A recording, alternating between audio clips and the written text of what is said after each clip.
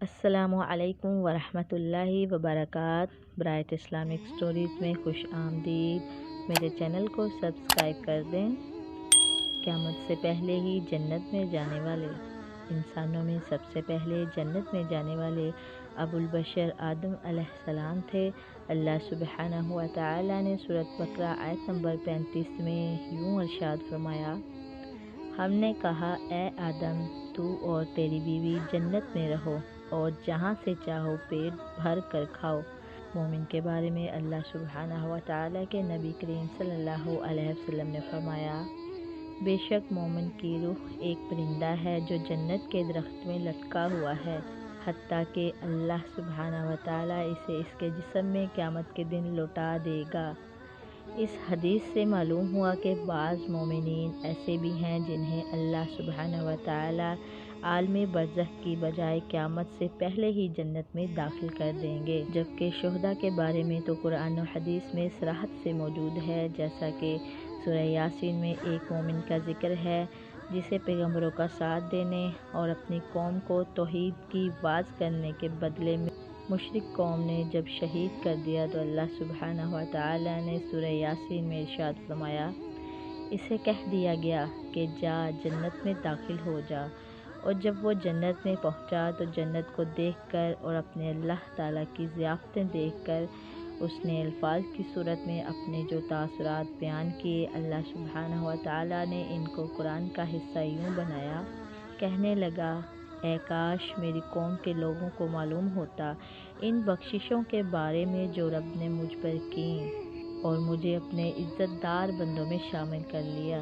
یہ شہید ہونے والا توحید کا فرزند ایسی بات کیوں نہ کہتا جبکہ اس نے اللہ سبحانہ و تعالیٰ کی مہمان نوازی کا اس طرح سے لطف اٹھایا ہوگا۔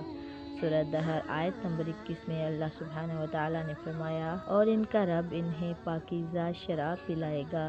اللہ سبحانہ و تعالیٰ نے اپنے نیک بندوں کو اپنا قرب عطا فرمانے کا ذکر سورۃ قمر آیت نمبر 55 میں یوں بیان فرمایا، یہ لوگ سچی عزت کی جگہ بڑے صاحب اقتدار شہنشاہ اعظم کے قریب ہوں گے۔ اور جنتیوں کے لیے اپنی مہمان نوازی کا تذکرہ سورۃ سجدہ میں یوں فرمایا، وہاں جو کچھ تم چاہو گے ملے گا اور ہر چیز جس کی تم خواہش کرو گے وہ تمہاری ہوگی، یہ ہے مہمان نوازی اس اللہ سبحانہ و تعالیٰ کی طرف سے جو مغفرت کرنے والا بڑا مہربان ہے۔ قیامت سے پہلے شہداء کے جنت میں جانے اور وہاں رہنے کی کیفیت اللہ تعالیٰ کے رسول صلی اللہ علیہ وسلم نے یوں بیان فرمائی، ان شہداء کی روحیں سبز رنگ کے پرندوں کے پیٹوں میں ہیں اور ان پرندوں کے لیے عرش کے نیچے قندیلیں لٹکائی گئی ہیں، اور جنت میں جہاں ان کا دل چاہتا ہے نعمتوں سے لطف اندوز ہوتے ہیں اور پھر ان قندیلوں میں جا ٹھہرتے ہیں۔ ان کے پروردگار نے ان کی طرف جھانکا اور پوچھا، تمہیں کچھ چاہیے؟ وہ کہیں گے، ہم جنت میں جہاں چاہتے ہیں سیر کرتے ہیں، اس کے علاوہ اور کسی چیز کی ضرورت کیسے ہو سکتی ہے؟ یہ سوال اللہ تعالیٰ 3 مرتبہ دہرائیں گے۔ جب وہ شہید دیکھیں گے کہ جب تک کچھ مانگیں گے نہیں سوال ہوتا رہے گا، تب وہ کہیں گے، اے ہمارے رب، ہم چاہتے ہیں کہ ہماری روحیں ہمارے جسموں میں لوٹا دی جائیں تاکہ تیری راہ میں دوسری مرتبہ شہید کیے جائیں۔ جب اللہ سبحانہ و تعالیٰ دیکھیں گے کہ انہیں کسی چیز کی ضرورت نہیں تو انہیں چھوڑ دیا جائے گا۔ جنت میں صرف اہل توحید جائیں گے۔ سیدنا ابو بکر صدیق رضی اللہ عنہ اللہ کے رسول صلی اللہ علیہ وسلم سے ایک لمبی حدیث روایت کرتے ہیں جس میں ہے کہ قیامت کے دن نبیوں، صدیقوں اور شہیدوں کی سفارش کے بعد اللہ سبحانہ و تعالیٰ فرمائیں گے، میں سب رحم کرنے والوں سے کہیں زیادہ مہربان ہوں، ان سب کو جنت میں داخل کر دو جو میرے ساتھ معمولی سا بھی شرک نہیں کرتے تھے۔ فرمایا وہ جنت میں داخل ہو جائیں گے۔ ثابت ہوا سفارش صرف ان لوگوں کے لیے ہے جو اہل توحید ہیں، مگر بعض گناہ کیے ہوں گے۔ مشرک جنت میں نہیں جائے گا۔ اللہ سبحانہ و تعالیٰ نے سورۃ مائدہ آیت نمبر 72 میں یوں ارشاد فرمایا، جو اللہ تعالیٰ کے ساتھ شرک کرتا ہے اللہ نے اس پر جنت کو حرام کر دیا ہے اور آگ اس کا ٹھکانہ ہے، اور ظالموں کے لیے کوئی مددگار نہیں۔ اور جہاں تک نیکوکار اہل توحید کا تعلق ہے تو ان کے بارے میں اللہ سبحانہ و تعالیٰ نے سورۃ مومنون آیت نمبر 11 میں یوں ارشاد فرمایا، یہ لوگ جو فردوس کے وارث ہیں اس میں ہمیشہ ہمیشہ رہیں گے۔ سب سے پہلے جنت میں کون جائے گا؟ جنت میں سب سے پہلے امام الانبیاء محمد رسول اللہ صلی اللہ علیہ وسلم داخل ہوں گے۔ صحیح مسلم میں ہے کہ آپ صلی اللہ علیہ وسلم نے فرمایا، میں سب سے پہلا شخص ہوں جو جنت کا دروازہ کھٹکھٹائے گا۔ دوسری حدیث میں آپ صلی اللہ علیہ وسلم نے فرمایا، میں قیامت کے روز جنت کے دروازے کے پاس آؤں گا، پھر میں دروازے پر دستک دوں گا تو دربان کہے گا، کون؟ میں کہوں گا، محمد صلی اللہ علیہ وسلم۔ تب وہ کہے گا، کیوں نہیں، مجھے یہی حکم دیا گیا ہے کہ میں آپ صلی اللہ علیہ وسلم سے پہلے کسی کے لیے دروازہ نہ کھولوں۔ تمام امتوں سے پہلے امت محمد صلی اللہ علیہ وسلم جنت میں جائے گی، جیسا کہ امام الانبیاء صلی اللہ علیہ وسلم فرماتے ہیں، ہم سب سے آخر میں آنے والے ہیں لیکن قیامت کے دن سب سے پہلے ہوں گے اور سب سے پہلے جنت میں داخل ہوں گے۔ امت محمد صلی اللہ علیہ وسلم میں سب سے پہلے ابوبکر صدیق رضی اللہ عنہ جنت میں داخل ہوں گے۔ سیدنا ابو ہریرہ رضی اللہ عنہ کہتے ہیں کہ رسول اللہ صلی اللہ علیہ وسلم نے فرمایا، میرے پاس جبریل علیہ السلام آئے، انہوں نے مجھے جنت کا دروازہ دکھایا جس سے میری امت جنت میں داخل ہوگی۔ سیدنا ابوبکر صدیق رضی اللہ عنہ بھی موجود تھے، کہنے لگے، اے اللہ کے رسول، میری خواہش ہے کہ میں بھی آپ صلی اللہ علیہ وسلم کے ساتھ ہوتا اور یہ دروازہ دیکھ لیتا۔ تو رسول صلی اللہ علیہ وسلم نے فرمایا، اے ابوبکر، میری امت سے تو سب سے پہلے جنت میں داخل ہوگا۔ اللہ کے رسول صلی اللہ علیہ وسلم کا جنت میں مقام۔ رسول اللہ صلی اللہ علیہ وسلم نے ارشاد فرمایا، جب تم مؤذن کو سنو تو اسی طرح کہو جیسے وہ کہتا ہے، پھر مجھ پر درود پڑھو۔ جس نے ایک مرتبہ مجھ پر درود پڑھا، اللہ تعالیٰ اس پر 10 رحمتیں بھیجے گا۔ پھر میرے لیے وسیلے کا سوال کرو۔ یہ جنت میں ایک جگہ ہے جو اللہ سبحانہ و تعالیٰ کے بندوں میں سے خاص بندے کے لائق ہے اور مجھے امید ہے کہ وہ بندہ میں ہی ہوں گا۔ اللہ کے رسول صلی اللہ علیہ وسلم کی نہر کوثر۔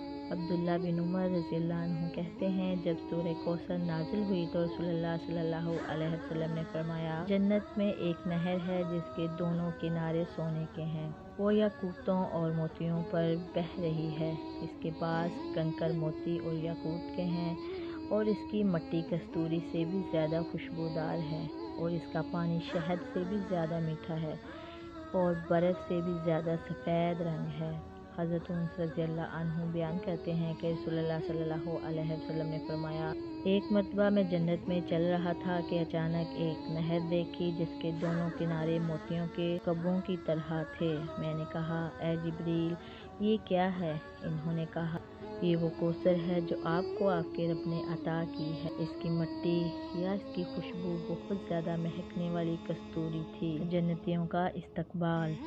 اللہ سبحانہ و تعالیٰ سورۃ زمر آیت نمبر 73 میں یوں ارشاد فرماتے ہیں، وہ لوگ جو پرہیزگار ہیں انہیں مختلف وفود کی صورت میں لے جایا جائے گا، حتیٰ کہ جب وہ جنت کے پاس آ جائیں گے تو جنت کے دروازے کھلے ہوں گے اور جنت کے محافظ انہیں سلام کرتے ہوئے خوش آمدید کہتے ہوئے عرض کریں گے، اس جنت میں ہمیشہ ہمیشہ کے لیے داخل ہو جاؤ۔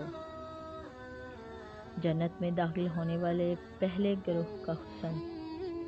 سیدنا ابو ہریرہ رضی اللہ عنہ سے مروی ہے کہ اللہ کے رسول صلی اللہ علیہ وسلم نے فرمایا، پہلا گروہ وہ جنت میں داخل ہوگا، ان کی صورتیں 14ویں رات کو چمکنے والے چاند جیسی ہوں گی۔ وہاں انہیں نہ تھوک آئے گی، نہ پخانہ آئے گا، نہ ناک کی ریزش نکلے گی۔